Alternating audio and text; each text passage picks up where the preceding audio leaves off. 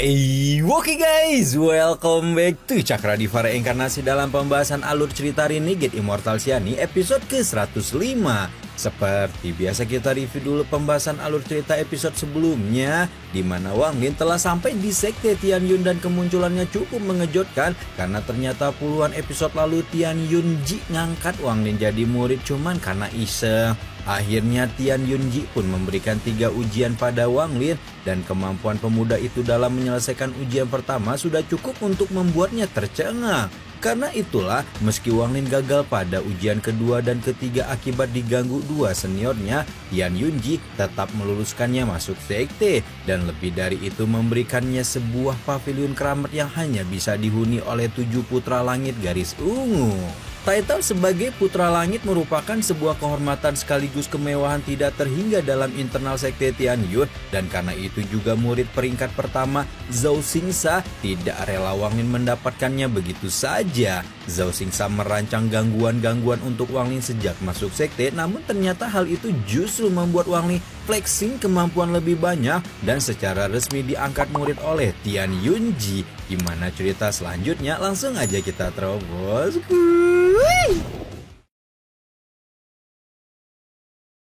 Oke, sekarang kita pindah lokasi dulu ke pavilion Zixing, tempat di mana Zhou Xingsa tinggal, dan melihat bagaimana murid pertama peringkat Sekte Ungu itu tampak begitu kesal ketika mendengar bahwa Tian Yun Ji akan memperkenalkan Wang Lin secara resmi pada pesta ulang tahunnya 3 bulan lagi. Pesta tersebut akan dihadiri oleh banyak ahli besar di planet Tian Yun, dan hal ini jelas bukan merupakan hal baik bagi rencananya merebut title Putra Langit garis ungu. Bagaimanapun title Putra Langit adalah sesuatu yang sudah ditunggu oleh Zhou Xingsa selama 2000 tahun dan dia tidak mungkin membiarkan Wang Lin mendapatkannya begitu saja. Zhou Xingsa mulai mengabsen satu persatu adik seperguruannya dan mulai dari murid peringkat 1 sampai 6 yang saat ini ada, tidak ada satupun yang bisa menghalanginya. 老五今夜被师尊责罚，老四赵新梦修为虽高，老三白薇阴阳不定，老二周婉修为弱。 Bahkan satu-satunya murid yang pernah mengalahkannya di masa lalu yaitu murid ke-6 Chen Tao saat ini tidak jelas keberadaannya, dan Zhou Xingsa dapat melihat betapa kesempatan untuk merengkuh gelar Putra Langit hanya selangkah di hadapannya sebelum Wang Lin si anomali ini muncul entah dari mana. Sementara Zhou Xingsa memikirkan Wang Lin, orang yang dipikirkannya sedang nyantai di pavilion Ziyun yang sudah berubah nama menjadi pavilion Zilin, sampai kemudian tiba-tiba saja murid ketiga Bai Wei yang juga pernah ditemui Wang Lin ketika berada di planet bintang perdagangan berkunjung untuk memberikan seragam sekte, sekaligus juga ingin menceritakan beberapa hal kepada Wang Lin.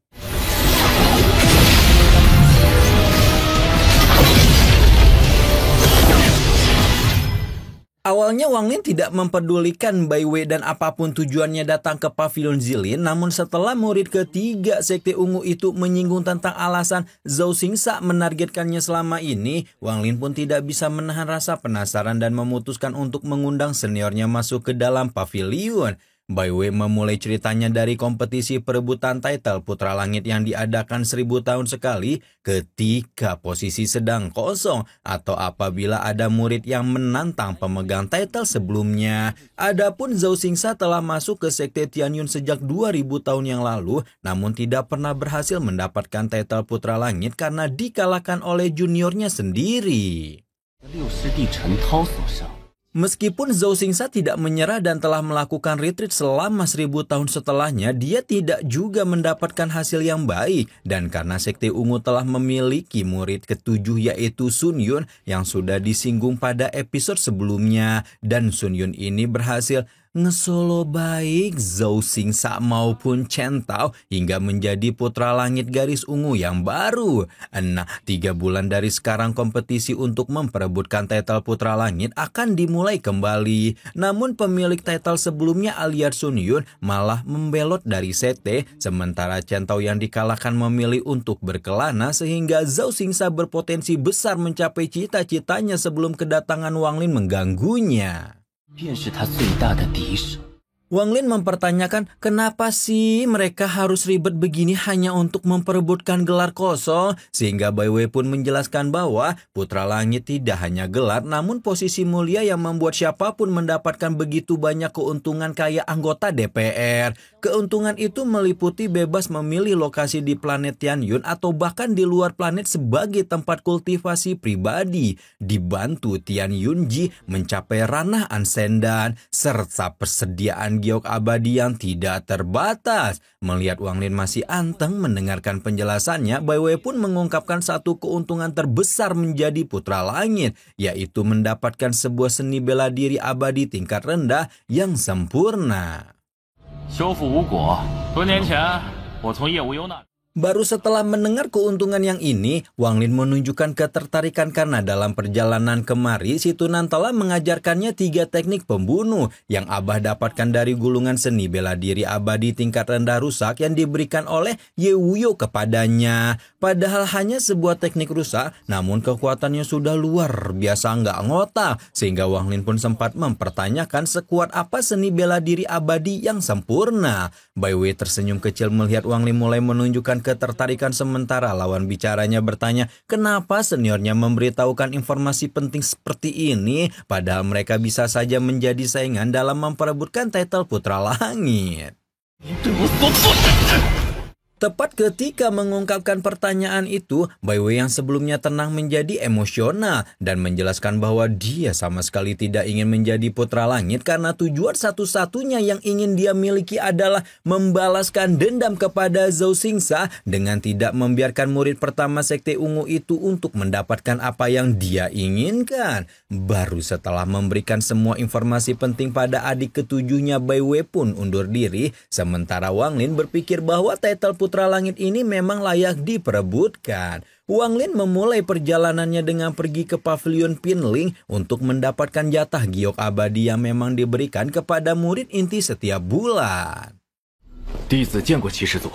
Kedatangan Wang Lin disambut dengan sopan oleh murid penjaga pavilion yang membawa pedang terbang, di mana dia dapat merasakan niat pedang yang sangat kuat dari pedang tersebut. Akhirnya Wang Lin pun meminta izin untuk memeriksa pedang terbang dan langsung terbagung-bagung ketika menyadari bahwa niat pedang Zoe yang telah menghilang selama 100 tahun berada di dalam sana. Mengetahui hal itu, Wang Lin pun langsung mengambil niat pedang Zoe dan memberikan sebuah giok berisi 18 ralangan yang dapat meningkatkan kekuatan pedang terbang berkali-kali lipat sebagai gantinya. Si murid penjaga ini berterima kasih atas kebaikan hati Wang Lin dan membuka pintu pavilion untuk mempersilahkan murid ketujuh Sekte Ungu ini menyelesaikan urusannya. Begitu Wang Lin masuk, pengelola giok abadi sekte yang memiliki wujud menyerupai raksasa awan warna-warni langsung menyinggung murid ketujuh sekte yang tidak mengambil giok abadi selama 100 tahun, sehingga saat ini persediaan giok abadinya mencapai 120.600 keping yang merupakan jumlah fantastis. Wang Lin menahan diri untuk tidak terkejut melihat jumlah tidak terduga itu dan meminta agar seluruh giok abadi bagiannya dapat diambil sekaligus untuk menyelamatkannya dari krisis giok abadi sejak hari penerobosan ke ranah transformasi jiwa. Wang Lin bergegas pergi ke pavilion Pinglin setelah mendapatkan giok, dan ketika dia hendak kembali ke pavilionnya sendiri, tiba-tiba tiba-tiba saja Wang Lin terperangkap ke dalam sebuah formasi yang tidak dapat dipecahkan, dan sebelum sempat menyadarinya Wang Lin sudah dilemparkan keluar dari planet Tianyun oleh si pemilik formasi yang tidak lain dan tidak bukan adalah murid keempat Zhao Xinmen. Hanya dalam sepersekian detik yang singkat, Wang Lin tiba di sebuah lokasi bernama hutan batu yang terletak di luar planet Tianyun, dan ketika Zhao Xinmen menjelaskan bahwa dia juga hanya menjalankan sebuah misi, sebuah formasi penyegelan menyerbu dari segala penjuru mata angin, yang Wang Lin langsung paham bahwa apa yang dia alami pasti merupakan rencana Zhao Xingsa. Wang Lin memanggil nama Zhou Xingsa marah sambil menyerang segel, namun segel tersebut sama sekali tidak bergeming dan Zhou Xingsa yang baru datang meminta Wang Lin untuk berlatih dulu di tempat ini karena 3 bulan lagi setelah pesta ulang tahun Tian Yunji serta perebutan titel Putra Langit selesai, dia akan membebaskan adik ketujuhnya. Yang lebih menyebalkan lagi, Zhou Xingsa tidak melakukan operasi penyegelan ini sendirian karena selain didukung oleh Zhou Xinmen yang tampaknya memiliki utang budi kepadanya, Xingsa juga dibantu oleh murid dari 2 aliran warna yang berbeda yaitu Sima Rufeng dari Sekte Biru dan Wang Yu dari Sekte Hijau yang jelas merupakan circle murid pertama Sekte Ungu tersebut.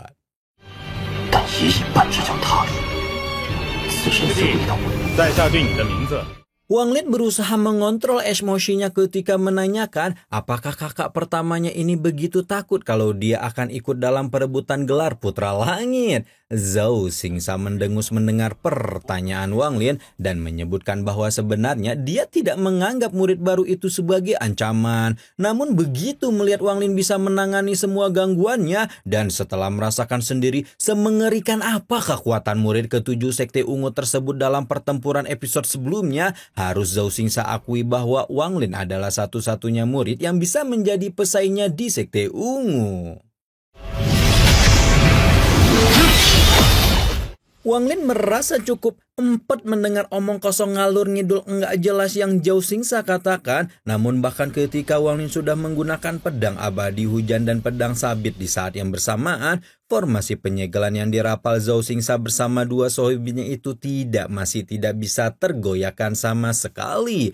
Zhou Xingsa tampak begitu puas melihat Wang Lin tidak dapat menghancurkan segel dan akhirnya pergi setelah berjanji akan membebaskan Wang Lin 3 bulan lagi. Sepeninggalan Zhou Xingsa, Wang Lin pun mulai memutar otak dan menduga bahwa kemungkinan segel ini tidak bisa dihancurkan oleh ahli transformasi jiwa tingkat awal sepertinya, sehingga apa yang harus Wang Lin lakukan sekarang adalah menerobos ke ranah transformasi jiwa tingkat menengah. 想阻止我参加封号之战，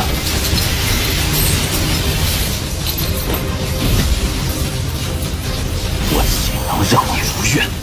Oke, sekarang kita balik lagi ke planet Tianyun, tepatnya di istana utama Sekte Tianyun yang menjadi lokasi penyelenggaraan pesta ulang tahun Tian Yunji. Seperti yang sudah dikatakan Zhou Xingsa pada awal episode, Tian Yunji merupakan pimpinan planet Tianyun. Ya, kurang lebih kayak Zukueji lah kalau di planet Sujaku, sehingga acara perayaan ulang tahunnya merupakan resepsi besar yang akan dihadiri oleh banyak ahli besar di planet Tianyun. Salah satu di antara ahli besar itu adalah adik seperguruan sendiri yang bernama Cilie yang membuat Zhou Xingsa menjadi semakin berambisi untuk menunjukkan pesonanya dalam acara ini demi mendapatkan koneksi yang bisa membantu kultivasinya di masa depan.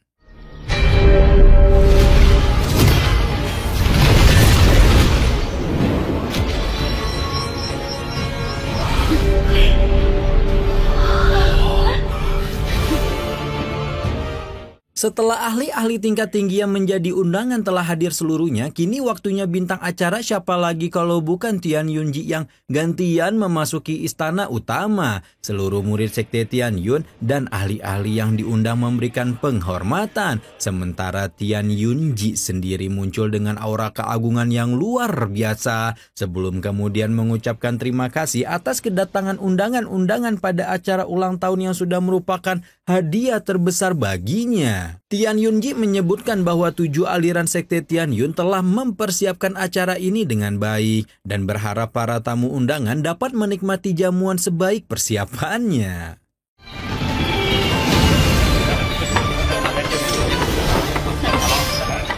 Sementara Tian Yunji dan Sekte Tianyun telah memulai pesta ulang tahun besar-besaran, Wang Lin di hutan batu masih menyempurnakan persediaan giok abadi yang dia miliki. Dan setelah menghabiskan waktu 3 bulan berkultivasi tanpa henti, pemilik mutiara pembangkang surga itu pun berhasil menerobos ke ranah transformasi jiwa tingkat menengah seperti yang dia harapkan. Setelah berhasil melakukan penerobosan, Wang Lin mengingat perkataan Abah tentang teknik pembunuh yang akan semakin kuat seiring dengan peningkatan kegiatan kultivasi dan berencana membuktikannya dengan menggunakan teknik abadi tingkat rendah yang rusak itu untuk menghancurkan formasi segel Zhao Xingsa.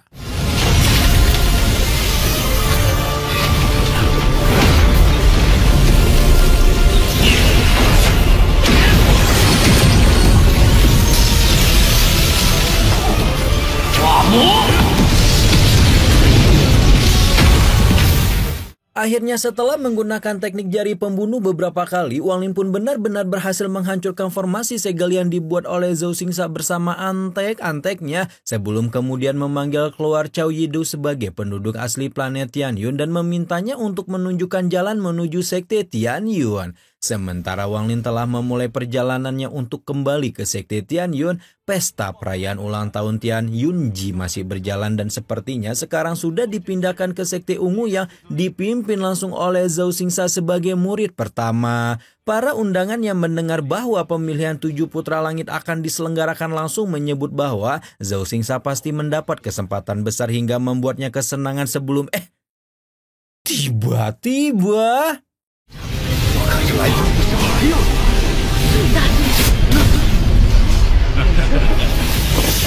Zhao Xingsa jelas terkejut melihat Wang Lin bukan hanya bisa melepaskan diri dari segel, namun juga melakukan penerobosan ke ranah transformasi jiwa tingkat menengah.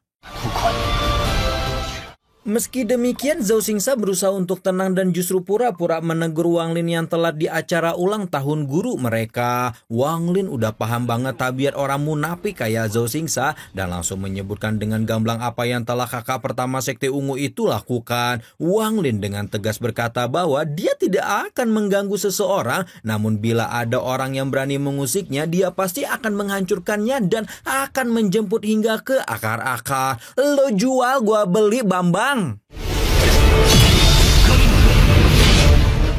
Edian, ngeri banget si Wang Lin. Emang anjing-anjing kayak Zhao Xingsa yang munafik dan suka carmu kayak gitu perlu dikasih pelajaran guys ya, biar nggak menjadi-jadi gitu. Nah kira-kira apa nih yang akan terjadi di episode sebelumnya lagi selanjutnya. Astagfirullahaladzim. Ih makin seru sumpah sih Renegade Immortal Edian.